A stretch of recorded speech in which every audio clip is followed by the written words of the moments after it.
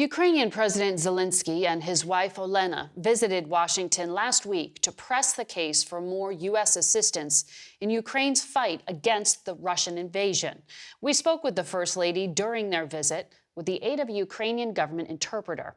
We began by asking her about what life is like for Ukrainian children. Unfortunately, only 1/3 of Ukrainian children can now attend school because our schools have to be safe, to be located in safe areas, and we need schools with bomb shelters. And my foundation continues fundraising resources to ensure that we have comfortable bomb shelters in all Ukrainian schools.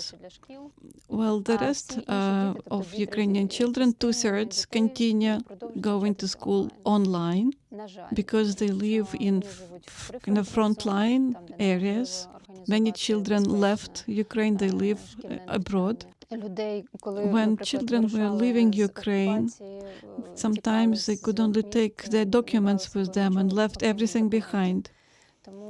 That is why both children and teachers require laptops, require iPads to continue education, and we receive a lot of support, including from our American partners. You spoke at the United Nations, and you said to a gathering of leaders there the horrific sexual violence being conducted by the Russian military, including against children, a 4-year-old child. What was it like in that room when you shared that? We say that there are sexual crimes committed by Russian occupiers, and this is a war crime. Leadership of the Russian army allows Russian soldiers to do this. This is something they commit consciously. They try to threaten population in Ukraine to demonstrate that they are in charge. When we address people from many countries and share these terrible numbers with them, indeed you see pain in the eyes of those people, you feel horror, but this is not enough. We have to unite our efforts to ensure that those who committed those crimes face justice. Sometimes people are concerned, this is a taboo in many cases to say that and acknowledge that you've been a victim of sexual crime. You need to be truly courageous to let others know that you become a victim yourself. And people will only start talking about it when they will see that those who committed those crimes have been taken to justice. We know from witnesses, from people who saw those crimes being committed, from neighbors, that in some villages all women were raped. But not all those crimes have been documented because there are people who do not want to officially provide evidence about those crimes. That's a powerful statement. You need to be courageous to admit you've been a victim. You know, your husband, President Zelenskyy, said that genocide is underway in Ukraine. He said Russians had elected their own Hitler. These are powerful statements, and I wonder, given the stakes of what you're talking about, how you think about, in a capital like this, debate over whether to help continue Ukraine or not. Well, clearly, it is a natural reaction of any individual who lives in a country which became a victim of genocide. You become deeply concerned that some people cannot understand what's going on. But we hope that all Americans understand what's going on, and we do not believe that this assistance that we now receive from Americans will stop. Of course, there are political debates, there are discussions, there are different opinions, some people agree, they disagree. This is a democracy. But nevertheless, truth has to win, because it is clear that truth is on Ukraine's side. Part of genocide is destroying a culture. And you've been working to get Ukrainian books out publicly. So the Metropolitan Museum of Art, getting things translated. Is that your way of fighting back?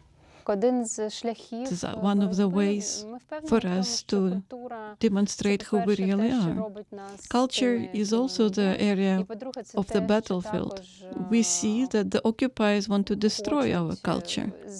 We see hundreds of libraries which have been burned by the occupiers. Thousands of museums and cultural institutions have been destroyed. By destroying our identity, they just want to destroy our nation. And that is why we have to inform about our culture, and this is an important vector of our work. The president also said Ukraine knows the names of tens of thousands of children and has evidence hundreds of thousands of other kids have been kidnapped by Russia. Do those children get to know their culture? What happens to them when Russia takes them? And how do you get them back? We know about 19.5 thousand children who were officially deported. These are the children who are currently on the occupied territory, and we know that cases have been documented, they have been taken to Russia.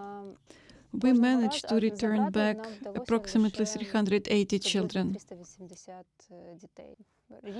We have the list of children who are being looked for by their parents. There were a lot of children who studied in orphanages and boarding schools, and those boarding schools were taken to Russia as an institution. This is a true problem, because these are kids. Sometimes they do not fully understand what's going on. It is easy to manipulate them, manipulate their emotions. Almost all children whom we managed to return to Ukraine told us that in Russia they were told that no one cares about them in Ukraine, that no one is looking for them. They've been preparing them for adoption on the territory of the Russian Federation. So they tried to make them leave their roots, so to say, made them forget that they're Ukrainians. Of course, children who are almost reached their adulthood, they have great understanding of what's going on, but small children can be much more susceptible to this Russian disinformation. And that is why when we spoke at the United Nations, we proposed to develop a new system of joint efforts that would make Russia return Ukrainian children to their country. We are responsible for these children. We cannot play with those children's destinies. It is not human. There's a warrant out for Vladimir Putin's arrest because of this program.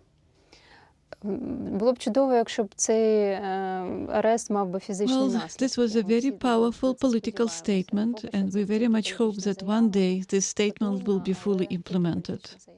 I do want to ask you, you were a comedy writer before the war. Former. Yeah. And now you have this extraordinary life and circumstance, and you've sacrificed a lot with your family. Do you get to spend time with your children and your husband together as a family? Ні, ви знаєте, No, I have no complaints, because when you see what's happening to people close to you, the problems of our family cannot be compared to those things which are currently faced by other Ukrainian families. Children die, children are being killed. The president lives at work. Sometimes we see each other once a week. Sometimes we see each other several times a week. But my children next to me, and I'm confident that we will overcome, because we know what is the goal, what is the final goal. We have to see our victory. We have to see happy faces around us.